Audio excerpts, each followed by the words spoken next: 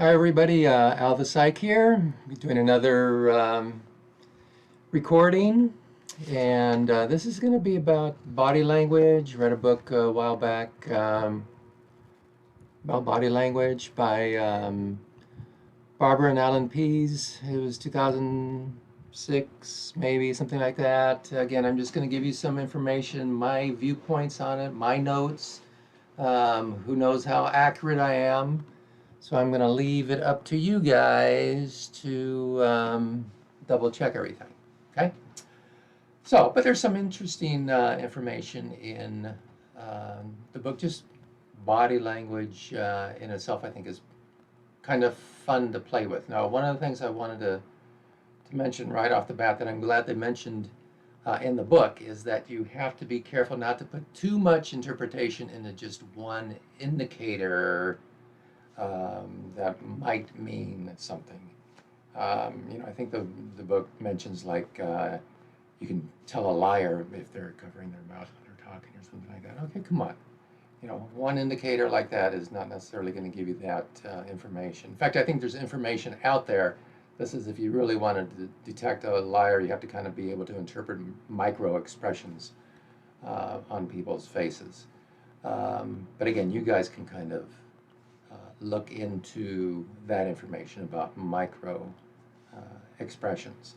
Some of the points that I've got on my notes posted up here are pretty straightforward, I think. Like, for example, palms up are considered non-threatening.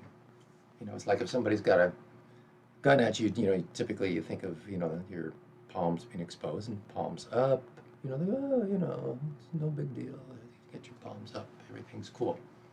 They talked about shaking hands, and it's a way of saying hello, goodbye, closing the deal, that sort of thing.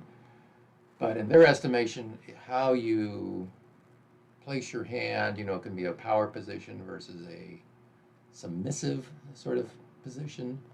So if you're shaking hands and your hand is on the bottom like this, palm up, you're kind of in that submissive position. And then you can actually change that by putting your hand on top, kind of making a sandwich, and then just kind of tilting your hands a little bit. So I guess there's a little bit of a power play going on. You just kind of have to tilt your hand a little bit to say, oh, okay, well, wait a minute, I'm not going to be dominated here.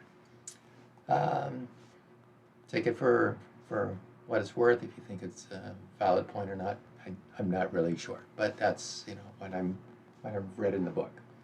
Talked about smiling. A natural smile produces characteristic wrinkles around the eye. So if it's a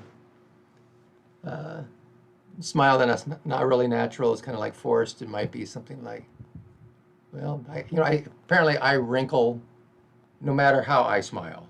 It reminds me I've got to maybe do an episode on body dysmorphic disorder, but typically if it's a heartfelt sort of smile, it's going to be, you're gonna have this little squinching over here, and you're going to see some of those wrinkles. And then if it's something that's maybe kind of forced, you don't get, at least I don't get as many wrinkles. Okay, so that's the way that works. Now, Robert Provine is mentioned in the book, and apparently he's indicated that in terms of laughter, has really less to do with jokes and more to do with bonding. And those who watched comedy clips alone laughed less than those who watched the clips with others. I don't know if that's bonding so much, but that's his take on it. I kind of think of the laugh tracks that they have in some of the old sitcoms, and it's almost like having a contagious sort of effect. Somebody starts laughing and you laugh, you don't even know why you're laughing, but it's just kind of you're mirroring what's going on. This is kind of interesting. Subordinate people smile more in the presence of dominant people during friendly and unfriendly situations, while dominant people smile only among subordinate people in friendly situations. I don't know, test it out, in the job place and see what you think. Hand gestures presented along with verbal information improves the retention of those who are listening or watching. Makes kind of perfect sense to me. You're adding, a whole different modality, not just, verbal auditory, but now you've got this visual gestural sort of modality that's in play. It kind of reminds me of a lot of the teaching programs that they have and have had for decades. There was Hooked on Phonics back in the 80s and forward, where they associated sound with gestures, pictures, and things like that. There was the Distar learning program, where you would read a word, and there was also a shape involved. So there's a lot of, when you combine modalities, that makes sense to me that you're going to retain the information better. The hand steeple apparently is a gesture of feeling confident. Again, we don't take one single indicator and say, yes, this is a definite sign, but there's one sign that maybe you're going to pick up on. Maybe the other person is showing this as well as got a nice straight erect back and chest out, and this certainly looks confident. Okay. This I found very interesting. Exposing vulnerable parts of your body is a show of fearlessness. And I assume what's going on here is like, yeah, I can put my hands behind my back. All my vulnerable parts are exposed, but I'm confident that nothing's going to happen to me. That's what I'm taking away from that. It is kind of interesting though, like my little dog, when she actually rolls on her back and exposes, her stomach to me, that's typically thought of as a sign of submission. Okay, so we're getting different takes on this, but yeah, I can see where, I do this, put my hands behind my back. I don't have my hands ready to defend myself, and I got my vulnerable parts exposed. Yeah, okay, sure. I'm confident that nothing's going to happen to me. I've already talked a little bit about lying. Like person covers their mouth and they're talking. Then maybe they're lying. Okay, that's just one indicator. You have to really. I wouldn't rely on that at all. Okay. Again, my take on it. Okay, let's get to things that are a little more interesting. Going on my notes here, I wrote these notes a few years ago, so hopefully they're accurate. But again, I'm relying on you guys to double check it. But when someone is, for example, sexually excited, their pupils can dilate. I'm not saying they automatically always will, but can dilate. And when they're angry or in a negative mood, the pupils might constrict. So again, you might want to see if you can put that to the test or to your advantage, however you want to look at it. Now most primates avert their gaze to show submission. Again, I get that. On the other hand, we have to remember there could be other reasons for averting your gaze. Okay, maybe you're just not interested, and you're kind of like trying to show signs of boredom that maybe the person will pick up on, so he or she will stop talking. So let's remember that one rule, one indicator is not the best way of measuring what's going on with that person, what's really happening. Now, there's different types of gazes.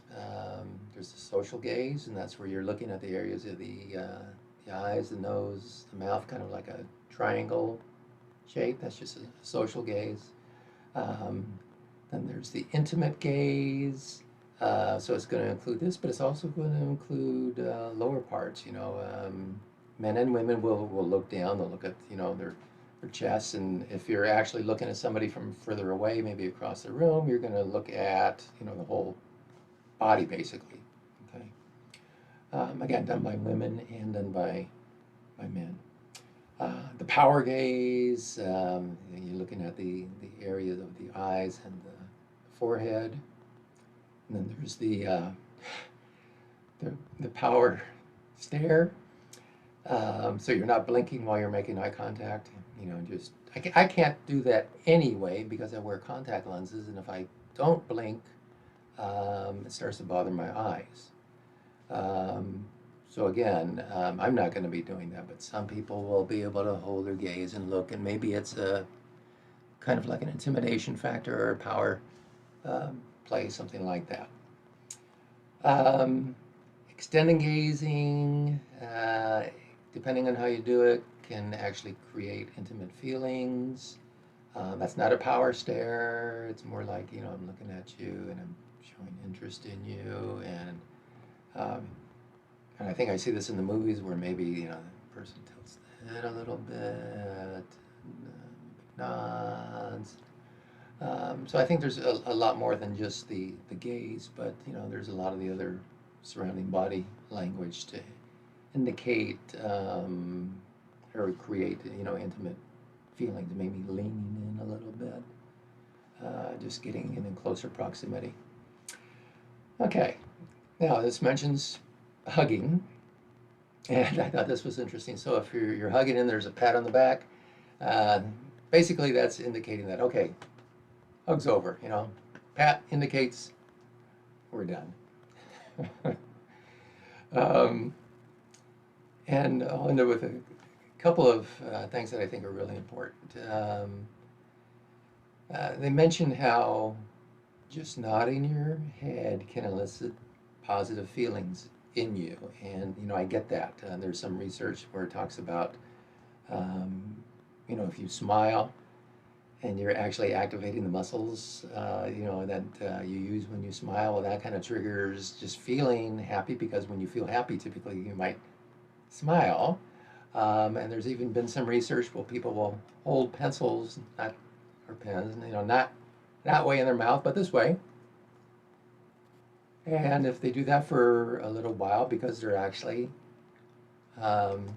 making a smile while they're holding that pen or pencil in their mouth, it can trigger some feelings of happiness. Not with everybody, but it has worked with certain people. So if you're listening, you could probably make some money on that. You can set up a little flexible pencil that says smile on it or something like that, and stick it in your mouth and start a whole new fad. Make some money off of it, or not. Nodding encourages cooperation and agreement. You think about it, somebody's talking and the other person is nodding, it's kind of nice to have that they're in total agreement with you, or at least they're gesturing as if they're in agreement with you.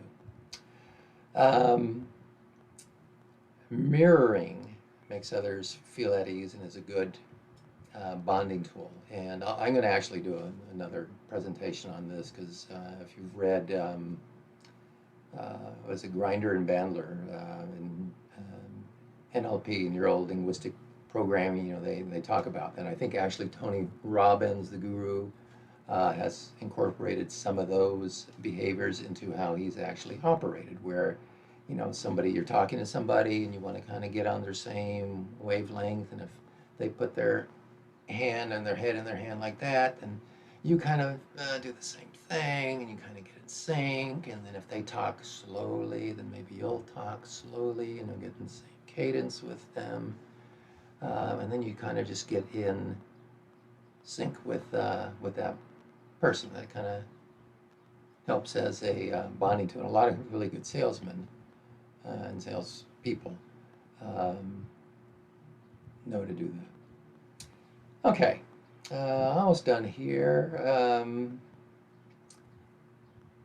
Yeah, okay, just kind of following up on that. If you intentionally take on certain body language positions, you'll actually begin to experience the emotions associated with those positions. And I've used this in the past when I was working with people who were maybe just feeling um, not confident, you know, just unsure of themselves, and they had to do something, they present something in a classroom to a teacher in front of the class or something like that.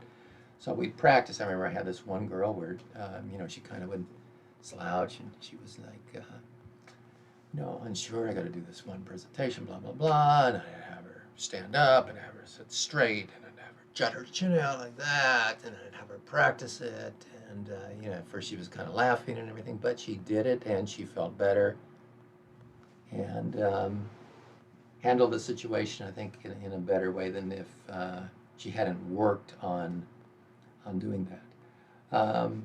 And I do the same thing. You know, if I'm kind of just feeling like, oh, you know, I'm just tired, I don't have energy, well, I'll get up, I'll move around, I'll stretch, put my shoulders back, and I feel a little bit more in an assertive type mood. So that's something I think I like for, you know, from my own position. I haven't done any personal studies on it other than my own case study with me and who I've worked with, and I've found that to be actually pretty helpful. Let me double check on my notes, see if there's anything else. Oh, okay, well, the final thing, again, from the book, people who live together for a long time may start to look more alike because they might have been mirroring each other's expressions. So if you're living with somebody who's constantly smiling, you know, maybe you'll smile too, maybe you'll get these wrinkles. Or if you live with someone who's, you know, angry and frowning, you might get those frown wrinkles like I have there. Sometimes I think it's just, I don't know what it is, but, you know, sometimes you just get them because I don't think I frown all the time. So, probably the point you take from that is if you're not particularly good looking, try and get a partner who's very good looking, and maybe that'll help. No, I have no idea if that will matter, but it's worth a try anyway.